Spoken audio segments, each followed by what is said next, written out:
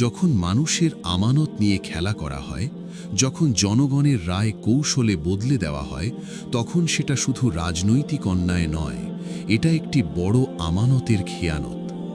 কুরআনে আল্লাহ তাআলা বলেন, নিশ্চয়ই আল্লাহ তোমাদের নির্দেশ দেন যে তোমরা আমানত তার হকদারের কাছে পৌঁছে দাও।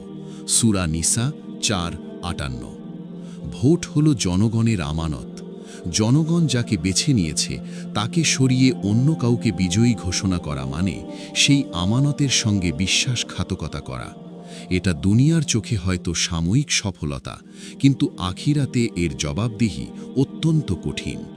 মুহাম্মদ সাল্লাল্লাহু আলাইহি ওয়াসাল্লাম বলেছেন, প্রত্যেকেই দায়িত্বশীল এবং প্রত্যেককে তার দায়িত্ব সম্পর্কে জিজ্ঞেস করা হবে। আজ যারা অন্যায়ভাবে ক্ষমতার আসনে বসেছে তারা হয়তো ভাবছে তারা জিতে গেছে, কিন্তু প্রকৃত জয় তো তাকওয়ায়,